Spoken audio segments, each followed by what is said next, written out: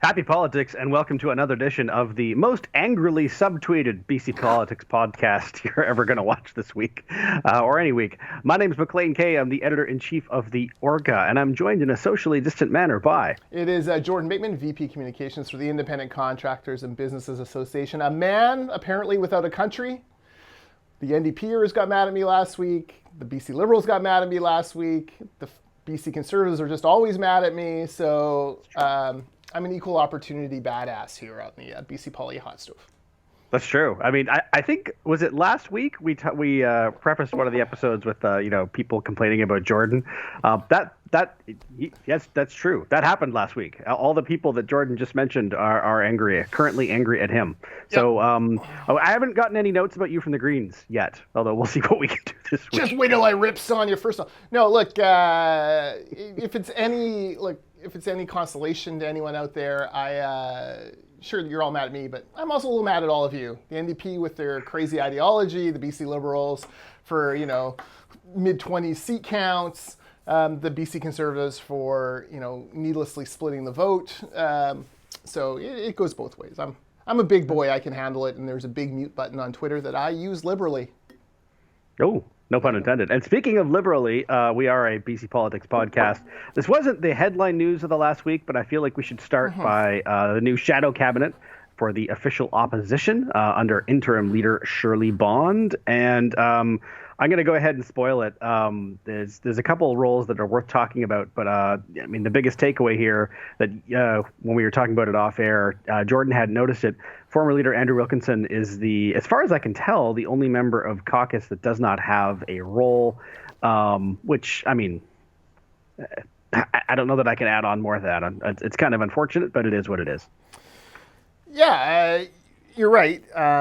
You could have quizzed me. I appreciate you giving me the heads up on this before we went there, because you could have quizzed me and been like, who's missing from this list? I would have been poring over it and not be able to pull that name out of thin air there. But no Andrew Wilkinson, which I guess does give credence to the theory that maybe he remains on as MLA in case an outsider wins the Liberal leadership, and then perhaps he steps down then. Maybe not. Maybe Andrew just wanted time to, kind of recover, lick his wounds, and it would be hard. It would be hard as a former leader who's just been beaten an election to stand up in the House and critique a file on the other side, because the NDP are smarmy and disdainful at the best of times towards the BC Liberals, but heighten that by 1,000 when it's someone who they've just beaten pretty soundly in an election. That would be pretty tough to navigate through. Yeah, and to your first point, if he's just taking some time, these are not cast in stone. No. they can be altered at a moment's notice. And so if it could just be for this session, which is we'll talk about a little later in the show, which is 4 days. And so if he's going to sit it out, I think that's understandable. And you're quite right. If something happened with, I don't know, ICBC, and he was the critic on that, it might seem odd for the former leader to be, taking the lead on those questions, even though it would be entirely appropriate with that role. So we'll wait and see. Yeah, the one thing I would say is, if he is planning to stay on as an MLA long term, you got to get back in the rotation sooner than later. And for all my grief I give Todd Stone, Todd did stand up, ask questions about ICBC as a critic, take his beating and his boo-birding and his heckling from the NDP, and he took it, and he kind of now has navigated through most of it. And so you don't want to be off the horse too long. So if Andrew Wilkinson is planning to stay on, at some point he's going to have to get up in the House and make a speech and work through it. But it's early. It's so early. It's a 4-day session. Like, who knows? By the time I think they sit next week, and then they're off until February 8th, I think. That's a long... I believe so. That's a long period to convalesce, so to speak. And there'll be question periods next week, but it's going to be a single issue session where they're there for the what are not $1,000 checks, but are widely reported as $1,000 checks. That's if you're waiting for your $1,000 check, you're going to be grossly disappointed by the BC NDP. And I, for one, am here for it, because a lot of folks voted for those $1,000 checks that they're actually not going to get. So enjoy it and whatever. Can I comment on a couple of these critic roles that I found very interesting? Okay. First of all, I want to talk about, we should talk about the leadership candidates and where they all landed. Yeah. Ellis Ross landed in environment and climate change strategy, and I love this pick, and here's why. Ellis gets tarred as being pro-resource development, which he is. But if you go back to the early 2000s when he was one of the key leaders in the Haisla First Nation, he looked at his community and said, we're poor, we're broke, we can't feed people, we don't have clean water, like this, we need more infrastructure, we need something. And he realized that oil and gas was a way to extract those resources financially that he needed to help turn around that First Nation. And he went and did it. But he didn't do it by sacrificing the environment. We talk a lot about, or the NGOs, the eco-activists, the professional protesting community, the American money, they talk a lot about, the Indigenous relationship with the environment, and that obviously is a key part of their culture. However, there are ways to extract oil and gas and other resources without damaging the environment long term, and in fact, being a net positive to the environment. And that was one of the things that Haisla set out. If you want to do these things, you've got to make sure you're leaving a positive impact on the environment. And they did. And they also reaped the rewards financially and economically, and they've turned around that community. So I love this pick. It's one of those counterintuitive, like, what do you mean, Ellis Ross, environment and climate change? What? But then when you actually start to think about it and realize his record, it's an opportunity for him to speak out on issues that, or on part of these resource issues that maybe he hasn't spoken out on or had a lot of opportunity to share the message on. Yeah, I mean, there's a huge gulf. Sometimes people who are, and I'm going to use the air quotes here, pro-resource development are described as, drill, baby, drill. Mm-hmm. But there's a pretty wide spectrum yes. on there. It's not drill everywhere, anywhere you can. And I think, yeah, you're right. I mean, the record with the Haisla and LNG is long established and well understood. Yeah, so that's a good spot for Ellis Ross. Todd Stone into jobs, economic recovery, and innovation. This will be matching up against Ravi Kahlon, who is already out in the media pretending that he's got the answers that are going to turn the BC economy around. Fun fact, he doesn't. Spoiler alert. No one does, yeah. I mean, yeah, it's... Spoiler alert. A guy who's never run a small business or any business probably doesn't. Come on. Anyways, this is a good spot for Todd Stone to talk about. Look, we got to pull ourselves up off the mat here. It's going to take a full, every industry has been, virtually every industry has been hurt in this COVID shutdown. A lot of them were struggling even before COVID came along, and then that was a close to knockout blow. So it's a good chance for Stone to talk about that.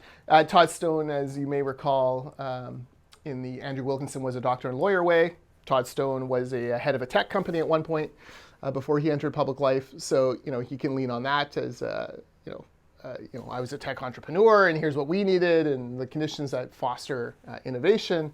So that's an interesting spot for him as well. The other one is a rookie MLA, Renee Merrifield, who from Kelowna has the all-important health file. All important at the best of times, but these are not the best of times. And obviously this will be the point person on COVID response and cooperation with the government and the Greens, if in fact that does continue, which is interesting. Yeah. I will say some of the leadership speculation around Renee has cooled off. I don't know if that's because she's opted out or if it just a downtime in that cycle. We'll see. It is an interesting line spot. I mean, that's a big file. It's half of government spending. You're up against Adrian Dix. That is a tough spot to be. But there are things that the NDP government have mishandled that are little threads that can be pulled on. We saw the Provincial Health Services Authority. Essentially, BC has these 6 health authorities. Provincial Health Services Authority kind of blankets all of them and does group buying for all of them in order to help save money. Turns out they weren't saving money. They were having fancy lunches and bringing in avocado toast for their $400,000 a year CEO. The CEO had renovated a corner office, all during COVID, all at a time when literally they had sent out a message to senior bureaucrats to scavenge first aid kits in the legislature and other provincial government buildings looking for N95 masks. This guy kicked a contract apparently to a Quebec company that brought in Chinese N95 masks that were the wrong type and then failed all the tests. That's a $7 million question there. So he's under investigation. That whole organization's under investigation. That is a good thread for Renee Merrifield to pull on. What exactly happened there? And, we have the current COVID restrictions, which Matt Sakaris from TSN 1040, which not the first place you would go for COVID news, but he describes as a squiggly line, which has helped me in my own mind kind of talk about these COVID restrictions. It's a squiggly line. So yes, minor hockey is in, BCHL hockey is out. It's a squiggly line.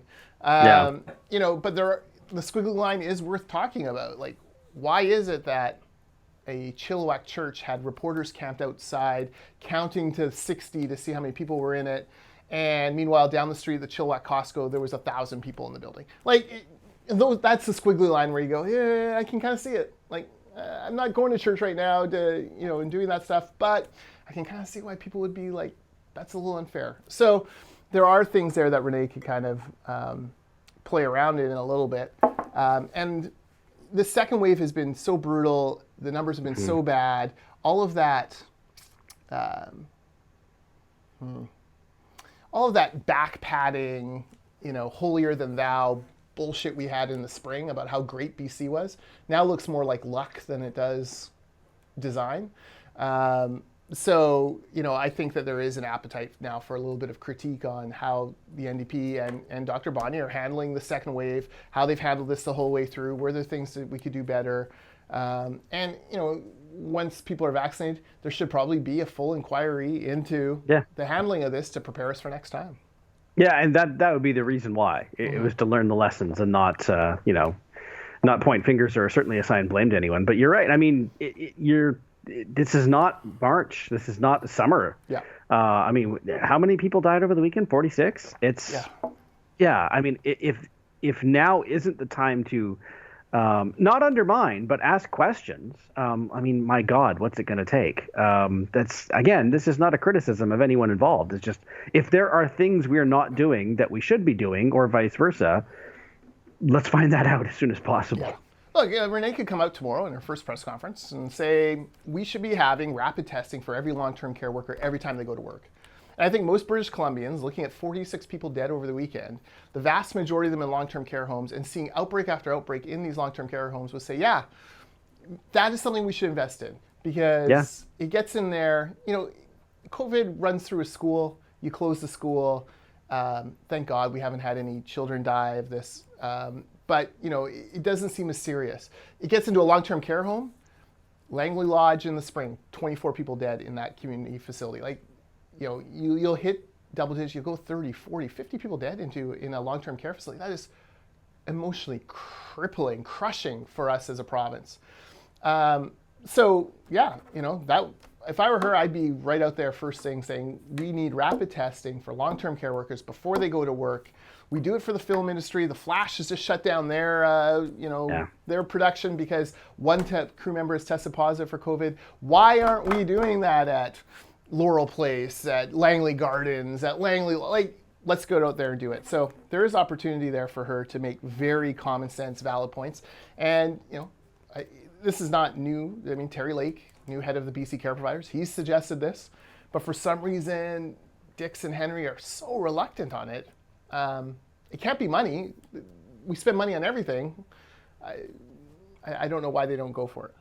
Yeah, I don't know either. And we can. Well, actually, I do know. I do know, because they don't go for it because they're terrified of the results. And if a long-term worker does have COVID, you can't let them into the building to work. And then who's working there? So I think there's an operational issue there. But that is my belief.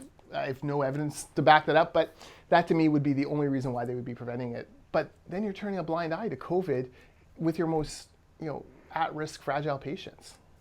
Doesn't make sense. I mean, these are all valid questions worth asking. Was there any others that you... Mike Lee. Mike finance is kind of the big one, isn't it? Well, we should talk about Mike Lee when we're talking about leadership people. Oh, yes, true. Sorry. Michael Lee, Transportation, Infrastructure, and TransLink. Rob Fleming has moved into that as the minister. Michael Lee, one of the very few urban MLAs left in the BC Liberal caucus. Makes sense that he would have a responsibility for TransLink. I see the federal Conservatives came out and asked Justin Trudeau if he'd be willing to pony up a third of the money to extend SkyTrain from where it's going to end in Surrey all the way to Langley. By the way, I resent the Finn. When the Finn says things like taking SkyTrain out to Langley. Langley is the center of the friggin' universe. You know, we let it go out to Vancouver. We don't go out to Langley. So that's a point. That's a point well taken. That's a point well taken. You can take Langley, and you can take anywhere else in the world. And you can draw a direct line from it back to Langley. It's true. Look it up. Anyways. True. And if you're watching this and you're in the NDP and you're thinking, you know, Jordan always rides us pretty hard. Jordan rides me pretty hard. That's right. This is the Finn. I can't believe it. When I read out to Langley, I almost unsubscribed and moved on to get my news from, I don't know who else does news anymore. But anyways, they're out there. Do you see the Vancouver Sun was selling op-eds to UBC? Did you see that? No. So Canadaland reported this contract. The Sun got $15,000 worth of advertising from UBC, and in return they ran, in the contract, 4 op-eds from UBC talking about how great they are on COVID, their recovery plan, their Indigenous relations outreach. And this pisses me off because they all ran in September at a time where we were all talking about economic recovery and getting schools back in. And no offense to UBC, there are other places, other issues that we should be talking about in op-ed space. And the Sun already has taken op-eds from having 3 pieces a day down to 1, you know, sometimes just Vaughn's. I did like that. That to me was pretty questionable kind of thing. So the Sun has not gone on the record about it, may have even denied it, except that Canadaland has the document showing it. So didn't like that. Like it's one thing to have sponsored content, I get that, and UBC certainly, you know, number one, UBC had money for this. Number two, you know, okay, sponsored content, that's fine. Identify as sponsored content though. Like, you know, can you imagine if ICBA bought 4 op-eds in a major paper and you stuck it, you know, Vancouver Sun, and, you know, you didn't realize that we were paying for it? Like, that would be a big scandal. But anyways, it was just, sorry, one of those journalism. Maclean and I used to be reporters, so we're journalism nerds. Yeah, no, fair enough. And like I say, I'm new to this. I haven't heard that one yet. The UBC story. So I will look into that. Yeah. What were we talking about? Other people? Critic roles. There was one last one we should probably talk about, and that's just because it's finance. Yeah. Mike Bernier. Mike Bernier, he'll do a great job. Experienced MLA, level-headed. He'll be great on that. Mike DeYoung is an attorney general. That's strength versus strength, right? David Eby. Mike DeYoung will navigate through that. I want to mention one of the newbies. He's a friend of mine, Trevor Halford. Known Trevor a long time. He's into mental health and addictions. This is really good. Trevor is the age demographic of a lot of these folks who are overdosing. And a lot, you know, we think of overdoses as a downtown east side issue, but one thing that we've learned through this opioid crisis is it's happening with a lot of generally men in their 30s and 40s, often from professional backgrounds, using alone. You know, the Jason Botchfords of the world, for example. Yeah. And Trev is that demographic. I know he cares passionately about this issue. I've heard him talk about this. It wouldn't surprise me if he asked for this. I don't know. I haven't talked to him. But this is a place where the NDP assigned a lot of blame when they were in opposition and took very little responsibility for when they were in government. And they created a Minister of Mental Health and Addictions, funded that ministry less than they funded the Premier's office. You know, $10 million is not enough when 150 people are dying a month. We're at record numbers of overdose deaths. I'm hopeful that Trev's a conservative, fiscal conservative, but he will be, I think he'll be open to new ideas and ways to try to, we got to stem this tide. Like, we got to push back on this somehow. So, Trev, if you're watching this or listening, if there's anything we can do at ICBA or look, if anyone anywhere can do in this province, I think we all stand ready to help and try to. This has got to end. It's just ridiculous. Five people a day. 5 people a day. Yeah, you know, we talk about 46 people dying of COVID over the weekend, which is shocking. Still, you know, all of the COVID deaths we've had in British Columbia is about equal to 1/4, like 3 or 4 months worth of overdose deaths. So this is something that has got to be higher up on the agenda. And speaking of uncomfortable and difficult stories involving the healthcare system, the big news this week was Mary Ellen Turpel Lafond's report. it's almost kind of a good news, bad news thing. The good news was the specific allegation was into a game of guessing blood alcohol levels in Indigenous patients. She found no evidence that specific allegation was warranted. That's good. The bad news is there was a lot of other very systemic problems with Indigenous profiling, systemic racism, and some really, heartbreaking reports from Indigenous people who, felt unsafe even going to hospitals, which is, it's hard to wrap your head around that. It's the kind of thing that you, and I don't mean to say I disbelieve it, but like your head almost rejects because it sounds so alien. But if this is how these people have experienced the healthcare system, my God. Sure, she was quite right to call it out, and hopefully the government, I was going to say takes a breath, but all I mean by takes a breath is kind of sits back and goes, okay, we need to fix this, and then figures out how and starts right away. Yeah. So Ellen Turpel Lafond, she received 9,000 kind of comments and interviews of patients, family, third parties. Here's the number that I found staggering in her review. She reviewed 185,000 patient records of Indigenous and Métis patients. There's only 270,000 Métis and Indigenous people in British Columbia. So fully 2/3 of patients. I'm sure there's doubling up and whatnot, but that is a significant statistical deep dive. Yeah. I'm not sure what patient records will actually tell about it, but it is pretty amazing. 84% of the Indigenous folks interviewed said they'd experienced some discrimination. 52% of Indigenous healthcare workers said that they'd seen racial prejudice. It's appalling. There's no other way to say it. This is shocking and appalling and disgusting. It's something that, in our, speaking of holier than thou, BC Canadian attitudes, we kind of say, oh, that's a United States thing. Nope, got to look in the mirror here. Clearly there's something within the system that needs to change. She recommended hiring a deputy minister for Indigenous health issues, or assistant deputy minister. She recommended, I think, 2 or 3 workers per health region. Those are good starts. This is not good enough. Adrian Dix apologized unequivocally on behalf of British Columbians, and rightfully so. I know it's hard. It's hard for us, Maclean, because we're obviously 2 white guys with privilege and very fortunate to have the opportunities we've had. I've never been in a hospital or had an interaction with the police where I thought that they had a bias against me immediately. So it's hard to comment fully on this, but it ain't good enough. And if 84% said they've experienced it, even if you disbelieve that, and it's only half that have actually experienced this, that's still almost 50%. That's too... Exactly. 1% is too many. It's still an appalling number. And whatever we can do to support the healthcare system to work through this is important.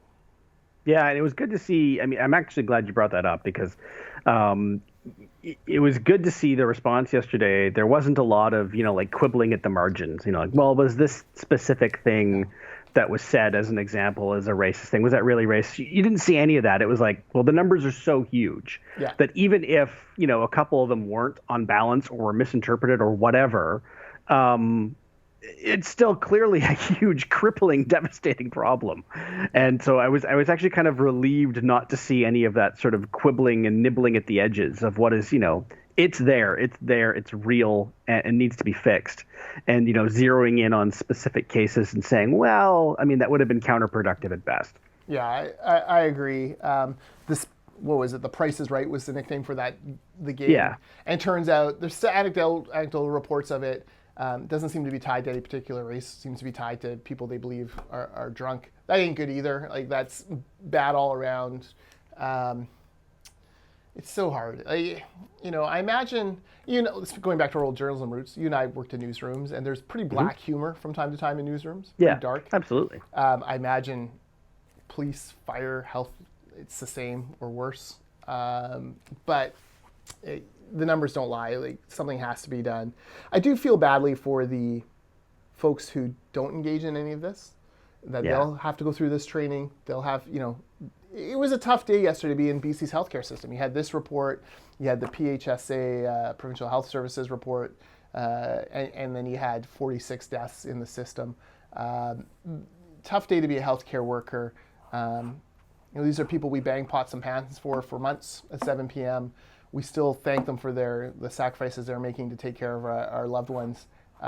And we recognize that not everyone in the healthcare system should be tarred with this brush, but at the same time, like, something's got to change, and we got to call this out when we see it. And I'm glad to see that Mary Ellen Turpel Lafond did that, and that there seems to be some action points towards fixing it, I guess. You can't really fix it. I mean, you almost have to reinvent it.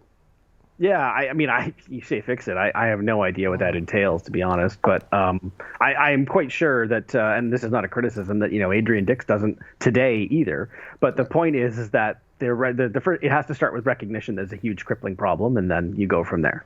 Yeah, no, exactly. And look, it was throughout the system. There was no region where it was worse or less. We're all in this together, and we're gonna have to work through these issues. And I guess it's another thing to put in that list of reconciliation. And it's hard. This is a tough one for people like you and I who are very blessed to speak about. Yeah, I mean, the specific hospital that was alleged to be part of the epicenter of this game was, where I had an emergency appendectomy, and it probably saved my life. My dad was treated for a heart condition, a heart attack, actually. And so, and in fact, another one of my members of my family had a procedure there as well. And so, this was a place where I had received personally, my son had received excellent care. And was incredibly well treated. And it's one of those times that you have afterwards and you think, thank God I live in Canada. And, when my appendix went, it was one of those, like, the grenade was going to explode if they didn't get it out right away. And so, they literally saved my life. And so to hear that, that this place was also, people who lived immediately next to it felt unsafe even going there. My God, that's hard to wrap your head around. And it doesn't. They're not wrong, and what happened to me wasn't wrong. I mean, both of those things happened and are real, and it can be hard to wrap your head around. Yeah. So all we can do is move forward and, look back, apologize, and try to make things better going forward. And, hopefully 3 years from now, 5 years from now, 10 years from now, a similar review will show fewer progress. Progress. And look, this isn't going to be solved in a day. It's not going to be solved by an assistant deputy minister of Indigenous health, but it will be solved by all of us one day at a time, trying to be better than we were. There you go. Yes, I know these are heavy topics, man. Like talking politics is supposed to be light. Yeah, politics is a blood sport. We like to joke around, and there's fun in legislature games and stuff like that. These are big issues. These are hard issues. There's no easy answers on things like COVID or Indigenous reconciliation. So, yeah. Yeah. No, you're exactly right. Could someone have a minor scandal that we could talk about so we could have some fun again? I'm sure. We have a session next week, so who knows? Ginny Sims, where are you? Come on down. We need anyone, really. I mean... Oh God. Okay. Should we talk about the fiscal update in Ottawa? Let's talk about the feds. Hang on. I'm just going to bring up something on the screen here. Oh my. We're all the way. Let's see here.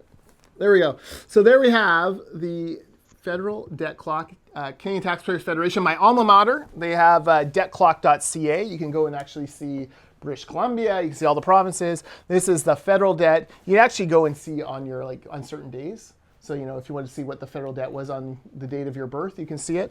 But you can see they had to make a recent addition to this. It used to be like this, and around 400, 500 billion, which was terrible. They had to actually reprogram it to include $1 trillion amount. That is pretty crazy. And if you look down here, it's growing by basically $1 billion a day. My God. $1 billion a day. Yeah, these are unusual times. I saw that So the federal deficit, not debt, is projected at, what is it, 300 and something billion? $381 billion deficit this year. And then, which is, an eye-watering number by anyone's estimation. Well, I say anyone, but then Jagmeet Singh, leader of the NDP, called it an austerity budget. And to her great credit, Finance Minister Chrystia Freeland just said, "I was not expecting that criticism today." Yes. Which is probably the only. I don't know what planet Jagmeet Singh is on. He needs to go back and play more video games with AOC, I guess. But, here's some problems. So in May, we thought this deficit would be $260 billion. Then in June, they said, no, it's going to be 343. Now it's 381. We still have a few months left in this fiscal year. God only knows where it's going to end up. They have 68 different support programs related to COVID. They're adding about a dozen more. Here's the shocking number. And this is where at some point we've got to go back and take a look at what happened. Government distributed $56 billion to Canadians in income replacement. Okay, $56 billion. Gotcha. Great. People were losing money. However, Canadians only lost $23 billion in wages. So that's, more than 2.5 times what we actually lost in wages. And, the PBO has put out some numbers, that's the Parliamentary Budget Office, saying, there are actually Canadians out there who are better off during this pandemic than they were before, thanks to government largesse. That's weird, right? Like, it's one thing to rob from the rich and give to the poor. It's another thing to rob from the rich and give to other rich people, and somehow everyone actually to rob from future generations and give to, that to me is the number that I don't get. $23 billion in lost wages, $56 billion in income replacement. How does that happen? I don't know is the short answer. And I think at some point there's going to have to be, an audit, I guess would be the one way of putting it. It's at the time when it was being prepared and delivered, the government said they were going to err on the side of, making it open rather than closed, because they didn't want to preclude somebody who did need the money, and in some cases pretty urgently and desperately, from having to jump through hoops or prove this or that or whatever. And I think at the time most people said, okay. But as you point out, more than double is kind of astonishing. Yeah. And they're clearly what I'm saying is, at the time they said, well, we're going to remove some checks and balances for the sake of expediency, but perhaps maybe one or two of those checks and balances were necessary. Yeah. We're not going to know until somebody does a pretty deep dive into this, and it's going to take, just because of the scope and the numbers, years. Yeah. And that's if they do nothing else. So we're not going to have answers until well into Hadrian Trudeau's second term as prime minister. How dare you? 20 to 25%, I would have been like, okay, we were paid by 25. Okay, well, that's the cost of throwing caution to the wind. 2.5 times, 250% more. That is bananas to me. Now they have $100 billion slush funds that they can use for other recovery programs. $100 billion, put that in context. We just spent $56 billion in income replacement to replace $23 billion. Now we're going to spend another $100 billion in other things. What is happening here? So I don't have a lot of faith in the Trudeau government at the best of times for their fiscal management, which fiscal management in a federal liberal sense might be an oxymoron now.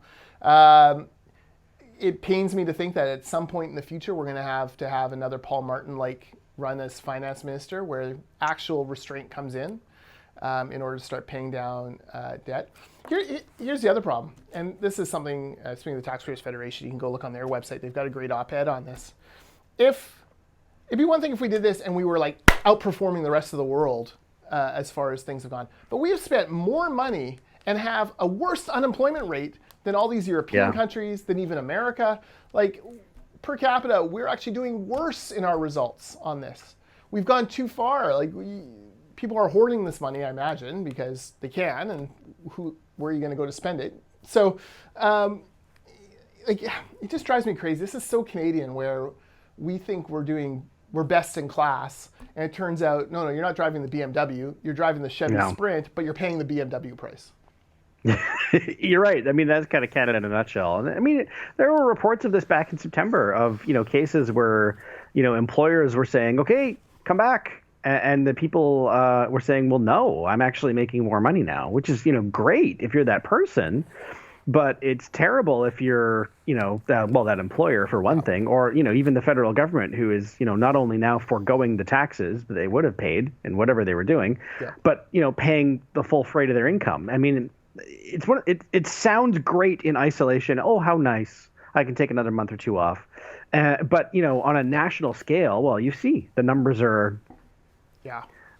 So in the pandemic, when they first brought out the CERB, my wife, my 17-year-old, and I had a conversation at the dinner table, and it was around the 17-year-old had lost her job at a restaurant, and like she was eligible, she could have collected CERB, and we talked about it, and I was sort of the mind, look, do it, collect it, stick it away for school. I mean, obviously all your needs are taken care of, but government's giving money. And my wife, God bless her, she was the voice of integrity in the house. No, there's people who really need this. Let's not be those people. She doesn't need it, and a couple weeks later, she ended up getting hired on at Save On Foods, and has been as she says it, frontline hero, grocery store worker for many months now. But it was a conversation we had, right? And in the end, she didn't take it. But now I'm kind of there were a lot of people who did, who fell into the credentialing, fell into it by technicality, and then collected it. And I'm listen, I'm a small government guy. I'm a fiscal conservative, but I get it. Government gives you money, where there's tax refund. If it's legal for you to take it. Go ahead. The problem, though, is now we have a $381 billion deficit this year. We have a $1 trillion debt rolling up behind me here, going up by $1 billion a day. This is now problematic, and the federal Liberals have done a disservice by, to Canadians and to future generations of Canadians, specifically Indy, my 17-year-old's generation of Canadians, who will be paying this back for decades. And that is, that's not great. That's not great. Yeah, I mean, my take on it would be more like yours in that, you can't fault any individual for taking free money from the government. No, not at all. I mean, that's asking a lot of someone to forego free money from the government, especially when they know that they probably, in your daughter's case, have a lifetime of paying it back. Yeah. Both directly and indirectly. So, I mean, that's not the thing. It's the answer to this is not to shame people who took it who may not have needed it, even in hindsight. Yeah. But it's to, you can't go back and fix it retroactively. It's only if this, God help us, if this ever happens again. There cannot, if there's a this third. Took a dark turn, people. Yeah, I can't even say the words. No, we're not doing this again. Yeah. So look, and my wife, one of the reasons why she was adamant not taking it is she works with single moms. She works with a prominent NGO in Vancouver. She's like, those are the people who need it. This is a life or death thing for them. They can't go to work because schools, and she's right. And never begrudged it. Absolutely. If you felt you needed to take it. But, clearly when you put $56 billion in to replace 23, something was amiss in the way the program was designed. And we should hold the federal Liberals to account. Now, all this to say, this was a mini fiscal update. It was not a budget. It seems clear that they're planning a budget in early 2021, probably right around the time the first vaccines start to land in Canada. And they are priming for an election. I, for one, hope they get their asses handed to them, because I do not think they've done a great job of managing this pandemic. But we'll see. Right now, riding high in the polls, and watching what John Horgan did, it's got to be tempting to try to engineer a defeat. Lord knows they tried once already in this term. Mm-hmm. But it does seem like we're headed for a spring election. Yeah, I mean, and Horgan going to a snap election when he did, and Trudeau trying to engineer a defeat in the House of Commons when he did. I mean, we're not talking about that long ago, 2 months really, but it's a very different country and province than it was 2 months ago. And I mean, even 2 months ago, it was still possible to sort of say, well, thank God Canada is handling this better than pretty much any other comparable country. That is just not true anymore. No. And I think there's kind of a growing awareness of this. I mean, we've kind of reached the not quite northern Italy in April scenario, but my God, we can see it from here. I mean, we're not. Yes, we can kind of look down our noses at the Americans, but I mean that's kind of it, and not. And I think, well, we can't look at Europe. We certainly can't look at Australia, New Zealand, comparable countries in Asia, any other jurisdictions. I mean, Canada is taking it on the chin right now, and for any government leader right now to think that they're going to coast into the next election or try and force one early, in the spring when people are getting vaccinated, yeah, it's been an ugly month, and we probably have an ugly month ahead of us. I think Canadians are. There's been a shift. Like last week, the big federal news was we're going to be back of the line for these vaccinations, but there wasn't really it kind of came out of like one professor analyzing the contracts and kind of bringing it up. And then it became a national news story. Everyone was talking about it. It was all over Facebook, all over Twitter. And not just in the typical anti-Trudeau wings of the world, but, across the board. And the federal Liberals jumped out with their crazy, well, of course, we're always going to be at the, they tried to justify it. And it sort of exploded onto the scene last week. And I think it's a sign that, like you say, Canadians are taking a hard look at exactly what's being done. It's not enough to have the warm, fuzzy press conference every morning outside Rideau Cottage or whatever, wherever he is. Mm-hmm. You actually have to deliver results. And what's going to be fascinating to see is Canada may not be at the back line. We ain't at the front of the line. And, we did buy 10 doses per Canadian of all these different things. The problem is we bought them all late, and other places are ahead of us. And instead of saying in March or April, geez, we got to make sure we have some sort of facility ready to go to make our own, to license the technology and make it, they didn't do any of that. Now, maybe it was impossible, but I don't know. Maclean, how hard is it to make, I don't understand, if you had 6 months or a year lead time, you should be able to kind of make vaccines, right? In country? Maybe I'm wrong, and if you're a science nerd out there, Blair King, please correct me. But, you could have done something. Anyways, all that to say, we're going to be watching as early as next week.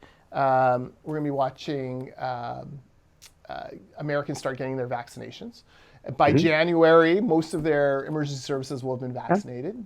And the first appointments in the UK for vaccinations have already been made for this month. Yeah, and we'll be waiting and waiting and waiting, and all of a sudden the U.S. border's not going to reopen because the U.S. is going to be like, sorry, you guys aren't vaccinated. You just stay where you are. And boy, then the worm has turned. Well, yeah, and I hope that doesn't happen. It'll be so many people have been likening this pandemic to the effort to fight a war, and that I think after the fact there's going to be that same sort of cottage industry analyzing.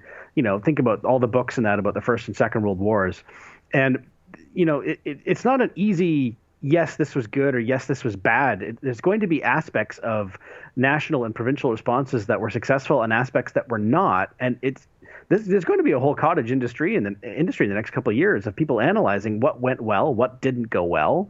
I don't think anyone's suggesting that Canada has been an unmitigated disaster. Far from it. But it also hasn't been an unmitigated success. If you're objecting to that, really? Yeah. Because I'm already getting ready for the angry tweets and calls. But there have been things that we collectively have done well and not done well, and it'll be fascinating after the fact when we can sort of look back on it soberly and say, yeah, this was a huge mistake. This was really well done.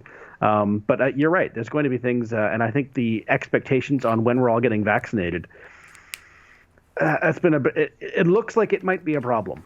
Yeah. No, I agree, and this is where, it'll be interesting to watch what happens there. And there are going to be people who still get sick and still die of this after vaccinations have started. And there are going to be hard questions for the governments as to why they sequenced the way they did. Yeah. And that will happen even if they do it perfectly. Yeah. But you're right. These are impossible decisions to make by prioritizing. It's the tough cases are going to be, like the person who gets shot after 11 a.m. on Remembrance Day and in the First World War, and that did happen. Yeah. But the young, healthy person who dies of COVID, next fall because they were very last in line because the demographics indicated that they were very low risk. That person's out there right now, and it's sad, and it's going to be extremely hard to swallow for the whole country, but for their family in particular. Yeah. No, you're exactly right. That's all I got. This has been a heavy that's edition. a lot. This was a heavier edition of Hot Stove than usual. We talk about all these grim things, and this is the first episode I have with my Christmas tree behind me. It feels very out of place. I've got my Christmas mug going here. But, yep. But what is it? What does your mug say? It says, "Believe in your elf." Oh, that's It's adorable. a play on the Little word elf feet. self. Yeah. So, since we're on brand, my mug. What does it Dinosaur Provincial Park. Oh, well, it's very predictable over at the K House with the... It's true. How many Very, dinosaur very Christmas ornaments do you have? More than one. Yeah. More than one, not all. You can see one behind me. You might, in fact, can you see two? Yes, you can. You can see two. We this year we added 2 new Schitt's Creek ornaments to the tree. Nice. One is Moira saying, "Bebe, it's cold outside," and the other one is a close-up of David saying, "Ew, 2020," which we felt was worthy of remembering forever. What a shitty year 2020 has been. No pun intended. Yeah. And just because it's fun to talk about something that's not, death, we resisted Schitt's Creek for the longest time. We just, the more people talk about it, the more you're like, it can't be that great. Yeah. We finally started watching a couple weeks ago. Oh my God. Yeah. it's so adorable. Funny. Yeah, it is. Yeah, my suggestion would be, if you haven't watched it yet, start with season 3, watch it to the end, and then go back and watch seasons 1 and 2. It takes them a couple seasons to kind of find the right mix. Yeah. But yeah, it's heartwarming. It's very Canadian. You never leave it going. You never leave it angry. Like you just feel better after you've watched it. Kind of reminds me of Corner Gas. Not to put all these Canadian shows in the same thing. Corner Gas. We all have that Saskatchewan relative that or we all grew up. Had a dad or grandpa grew up in Saskatchewan. It seems like it works. It works really well, and it's like, do yourself a favor, go and watch it, just enjoy it. It's all good. Yeah. We, by the way, we're behind on The Crown. We do that over Christmas. It's been our tradition for years. We watch The Crown on Christmas break. So don't spoil how Chuck and Die end for me. I'm literally still in season 2 of The Crown, so I'm way behind. I hear Maggie Thatcher's in this season, but she does not seem to be. The conservatives on my Twitter feed are less than impressed with the Maggie Thatcher interpretation. Well, yeah, it's the amount of people I've seen on Twitter saying, well, The Crown is showing me that these people have a lot. Charles has a lot to answer for. But it's a fictitious show. Yeah. What's this? Yes, I saw at least 2 serious people on Twitter who I'm not going to name saying that The Crown has convinced them that we need to ditch the monarchy. What? What? You're arguing for constitutional change because of a Netflix show? First of all, that's treason, and you should probably be hanged. But it's also the worst possible. I can't imagine saying that with a straight face. No, I know. This U.S.-produced Netflix show has convinced me that we need to change our constitution. That is the dumbest thing I can possibly think of, and I'm being nice. Yeah, I don't really get that. That is not a great argument for a republic. No, it's not. Let's say well, and now the episode's just getting. The runtime is now starting to look like your debt clock behind you. Oh, is it? Okay. Well, sign us off already. I'm trying to get out of here. I'm talking. Sorry. Okay, so he's Jordan Bateman. I'm Maclean K. Until next week, happy politics.